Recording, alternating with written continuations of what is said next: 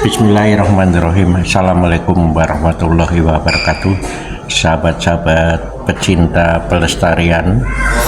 Ya, kali ini kita akan membahas tentang ancaman kekeringan ya di daerah Jawa Tengah, khususnya di beberapa kota masih terjadi kesulitan air bersih dan sebagainya.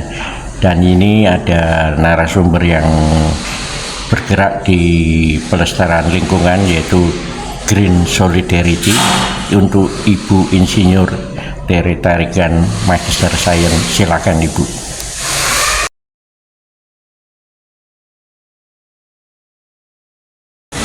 Assalamualaikum warahmatullahi wabarakatuh. Salam sejahtera. Ya, siang yang cerah ini kami berkumpul di Simsik Resto. Ada Bapak Haji Hasan, sarjana ekonomi dari Lasismu apa dari mana? dari mana-mana. Dari mana-mana ya. Beliau juga pemerhati masalah lingkungan di dalam pemberdayaan ekonomi masyarakat, Bu Tere. Dan ini ada Insinyur Tere Tarigan, Magister Sains, dan juga ada Pak Rohmulyanto dari Muhammadiyah juga ya, Pak Yanto. Monggo Bu Tere, tentang program perumahan perlu ditata hijau ya, memperhatikan pada koefisien dasar bangunan di satu lingkungan perumahan itu kan minimal 10% aja sudah cukup ya. Monggo. Sebenarnya kita perlu menciptakan iklim mikro yang baik di sekitar rumah kita. Seperti di suasana restoran Simsik ini. Halo Mas Reza, ownernya. Ya, di sini menyenangkan sekali karena banyak daun-daun, jadi udaranya juga pasti lebih rendah temperaturnya dibanding di tempat lain, di jalan, dan lebih segar karena pasti daun-daun ini menyerap oksigen. Nah, jadi terkait perumahan tadi yang disampaikan oleh Pak Hasan, bahwa ternyata di perumahan beliau itu masyarakat penghuninya tidak suka ada pohon. tinggalin Kecenderungannya, tapi mungkin tidak semua, karena saya bisa mengklasifikasikan. Kadang ada yang tidak suka ekstrim, ada yang sebenarnya suka tapi belum ada momen untuk menanam, ada yang sebenarnya suka tapi terkendala biaya, mungkin membeli tanaman, mungkin tenaga untuk menggali lubang tanam. Jadi saya kira kalau kita ingin membuat perumahan itu lebih hijau, kita harus mulai dengan tahapan mengedukasikan manfaat pohon-pohon kepada warga. Manfaat daun, bagaimana dia menyerap polusi, mengeluarkan oksigen, kemudian termasuk juga menurunkan suhu terik ya. Jadi itu daunnya saja, belum lagi akar pohon itu bisa menjadi cadangan air kita. Nah, itu menguatkan struktur tanah juga. Nah, ini harus benar-benar diingatkan kembali walaupun sudah dipelajari. Nah, kemudian di tahap kedua kita juga bisa mengingatkan estetika dari pepohonan dan akan indah kita pandang, akan memberikan perasaan nyaman. Nah, ini dulu sebenarnya tahapan pertamanya Pak Hasan. Dan butuh waktu mereka untuk bisa menyetujui hal ini. Begitu mereka sudah ya bagus ya, kita mungkin perlu juga, apalagi baru-baru ini terasa sangat panas udara kota Semarang dan seluruh di tempat lain juga. Nah, solusinya adalah menambah pohon. Nah, setelah itu bisa dipertanyakan kira-kira berapa orang ya yang bisa meluangkan waktu, berkomitmen. Nanti tahapan ada kesiapan menjadi aksi kita untuk memulai hal kecil. Kita sepakati dulu mana yang akan kita mulai tanam dan tidak perlu banyak-banyak. Jadi yang penting kita sudah memulai.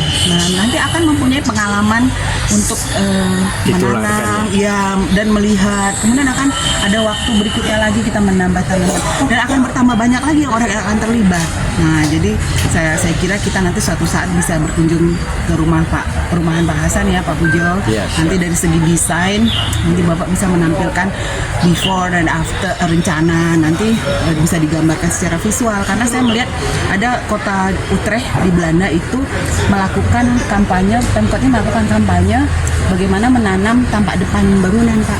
Nah, diberi contoh bagaimana penanamannya, desainnya. Jadi masyarakat akan mudah, oh berarti saya tinggal mengikuti desain itu. Saya harus beli pot apa, saya harus beli mungkin seperti anjang-anjangnya, saya harus beli jenis tanaman yang bagaimana. Nah, saya kira kita akan sangat terbantu oleh tangan dingin Pak Pujo membuat desain.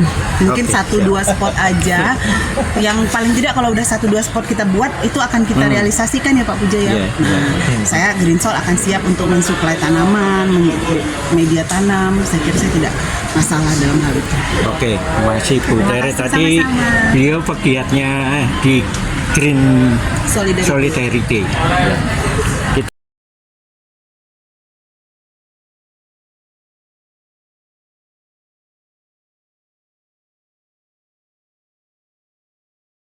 saya tuh sering membuat biopori itu untuk mencegah itu apa termasuk peresapan ya air itu langsung masuk ke tanah gitu loh. Jadi termasuk kalau waktu hujan itu bisa meresap cadangan air itu loh Pak.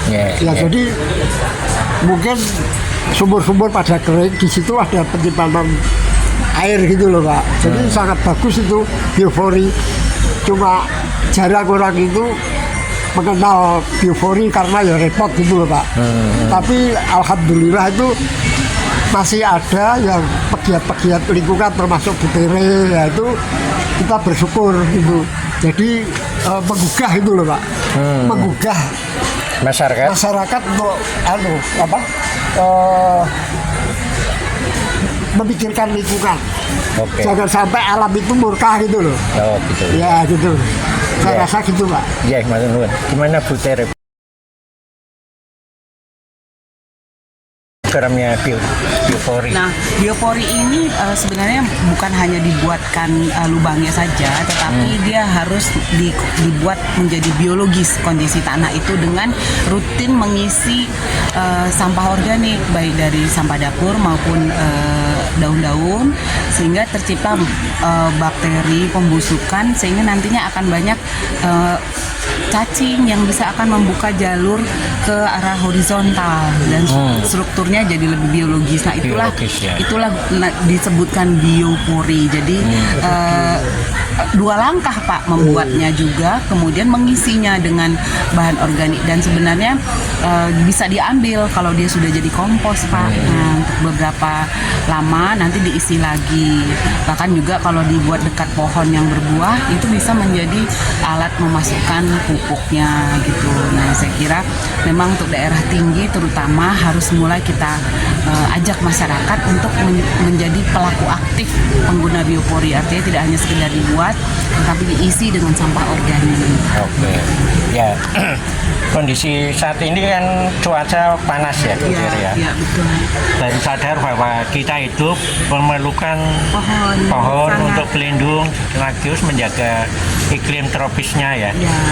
Ya Pak Hasan, sehingga program dari Lasismu untuk pengadaan air bersih ini perlu disupport juga ya Pak Hasan.